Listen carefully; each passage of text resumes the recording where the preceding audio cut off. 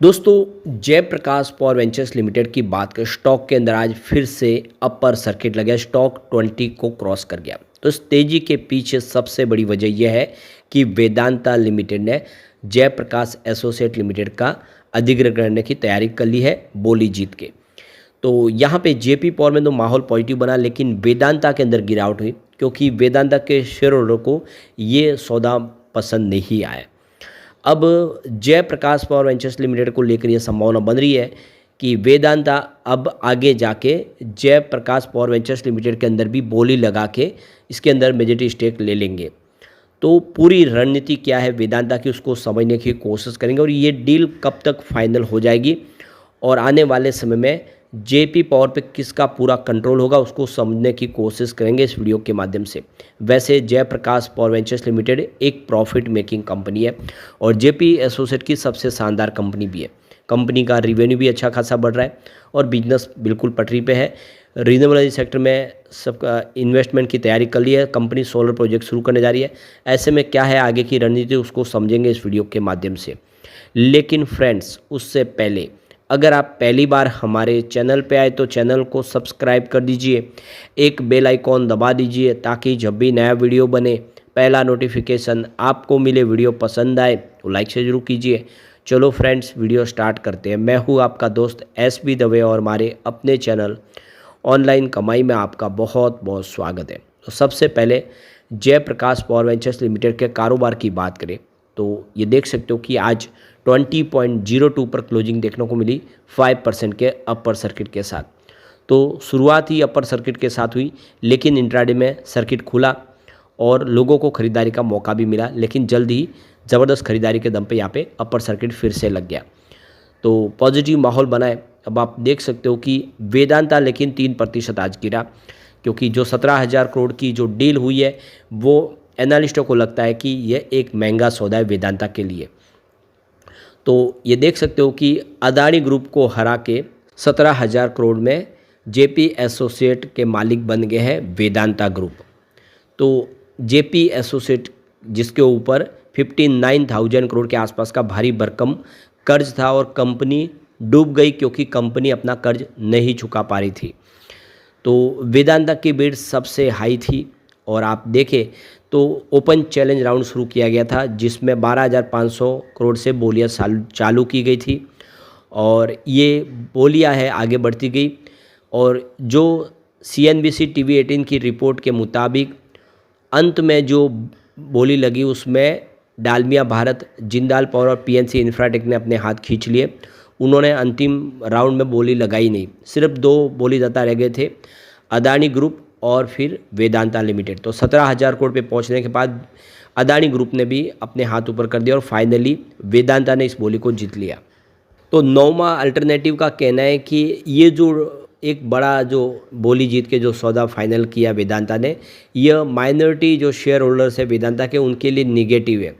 Brokerage firm का मानना है कि एक जो एसेट इन्होंने एक्वायर की है वो सारी इनके बिजनेस से संबंधित नहीं है और ऐसे में ये जो भारी भरकम रकम चुकानी पड़ेगी यह कंपनी पे दबाव लाएगी।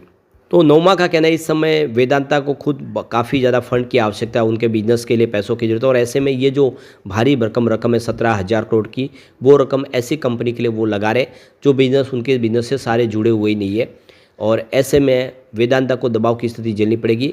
ICICI सिक्योरिटीज़ का भी कहना है कि ये जो डेवलपमेंट है इसकी उम्मीद नहीं थी। जयप्रकाश एसोसिएट लिमिटेड के पोर्टफोलियो में जो जो बिजनेस है वो वेदांता से मैच नहीं करते। सिर्फ पावर बिजनेस को छोड़े तो दूसरे सारे बिजनेस अलग है और उनका जो पूरा बिजनेस मॉडल अलग होने की वजह से ये बोली में आगे बढ़ेंगे ऐसा लग नहीं रहा था। दूसरी कंपनियां जैसे कि अदानी ग्रुप के सारे बिजनेस उनके मेल खाते थे, वो इसके लिए प्रबल एकदम और परफेक्ट बिडर थे, लेकिन जो बोली है वो जीत लिए वेदांता ने और सबको एक तरह से यहाँ पे एक झटका सा लगा है कि ये पॉसिबल कैसे हुआ, क्योंकि वेदांता तो इस लिस्ट में बहुत नीचे थे। डालमिया भारत और अदानी ग्रुप के बीच में टक्कर थी, वो दोनों सबसे बड़े प्रबल दावेदार थे, लेकिन अचानक से वेदांता ने कंपनी खरीद कर सबको ही चौंका दिया है। लेकिन इसका जो फ़ायदा जेपी पावर को लगा, जैसे जेपी एसोसिएट लिमिटेड का अधिग्रहण करने की खबर निकल कर आई, 17,000 करोड़ की बोली जीतने की बात आई, निवेशकों में उत्साह बढ़ा और जेपी पावर के शेयरों में दमदार खरीदारी देखने को मिली क्योंकि इसके पीछे आगे की संभावना काफ़ी पॉजिटिव दिख रही है। अब तो जयप्रकाश एसोसिएट लिमिटेड के ऊपर भारी भरकम कर्ज है, लेकिन JP power profit making company है।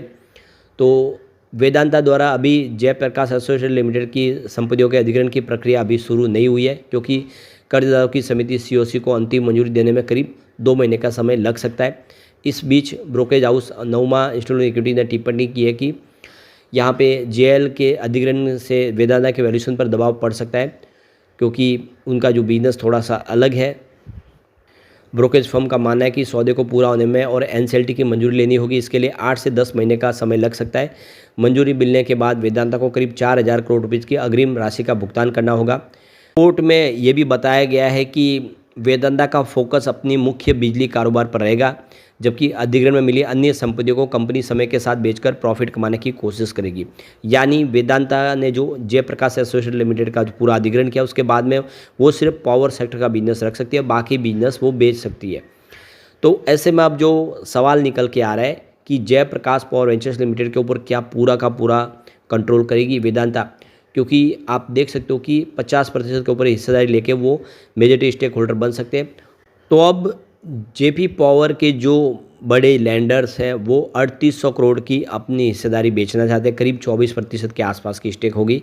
तो अब वेदांता जो है वो कोशिश करेगा कि जयप्रकाश पावर वेंचर्स लिमिटेड की वो 3800 करोड़ रुपए खर्च करके वो स्टेक भी हासिल कर ले, जिससे उनकी पूरी कंट्रोल हो जाए जेपी पावर पे। तो सोर्सेज से खबर निकल के आ रही है कि वेदांता तैयारी कर रही है, जो 3800 करोड़ की जो सीसीपीएस है, जो शेयर्स है, वो अधिग्रहण कर सकते हैं, जिसमें आप देख तो आईसीआईसी बैंक से संबंधित जो पूरा लैंडर ग्रुप है, जिनकी हिस्सेदारी 25% के आसपास कंपनी में है, वो सारी हिस्सेदारी वो खरीद सकते हैं और एक तरह से जेपी पावर के वो पूरे मालिक बन सकते हैं, और बाकी का जो बिजनेस है वो बेच देंगे, वहाँ से रकम उनको मिल जाएगी। और इस रेस में से जो बहुत सारे जो खिलाड़ी हैं वो बाहर भी निकल सकते हैं। जैसे कि अब आप देखें तो अदानी ग्रुप से लेके कोटक ने भी यहाँ पे बिड लगाने की इच्छा जाहिर की थी, लेकिन जैसे कि अब इसका जो प्लस पॉइंट वो वेदांता के साथ जुड़ गया, क्योंकि वेदांता को डायरेक्टली अब 24% की हिस्सेदारी जेपी एसोसिएट के माध्यम से मिल जाएगी, और इसीलिए वो ये हिस्सेदारी खरीद के मेजॉरिटी स्टेक होल्डर बन सकते हैं। तो जो खबरें निकल के आ रही है कि वेदांता सीसीपीएस के लिए बोली लगाने को तैयार है, लेकिन अभी सब कुछ फाइनलाइज नहीं हुआ है। तो बिल्कुल जयप्रकाश पावर वेंचर्स लिमिटेड के जो लैंडर्स है, जिन्होंने 2019 में रीस्ट्रक्चर के तहत यहाँ पे सीसीपीएस खरीदे थे 3800 करोड़ रुपए की, वो रकम यहाँ पे अपने कर्ज को लेना चाहते हैं और इसके लिए वो शेयर बेचना चाहते हैं। तो अब आप देख सकते हो कि जो खबरें निकल के आ रही है कि वेदांता पूरा कंट्रोल लेगा जेपी पावर पे, और बाकी की जो एसेट है जिसमें रियल इस्टेट का बिजनेस है, सीमेंट के बिजनेस है, वो सारे बिजनेस वो बेच सकते हैं।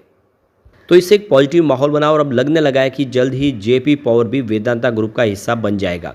लेकिन फ्रेंड्स, कोई भी इन्वेस्टमेंट करने से पहले अपने फाइनेंशियल एडवाइजर से एडवाइस ले ले या अपना खुद का रिसर्च करें, क्योंकि मैंने वीडियो आपके एजुकेशनल पर्पज़ के लिए ही बनाए। वीडियो पसंद आए तो लाइक से जरूर कीजिए और चैनल को सब्सक्राइब कर दीजिए। Thank you friends.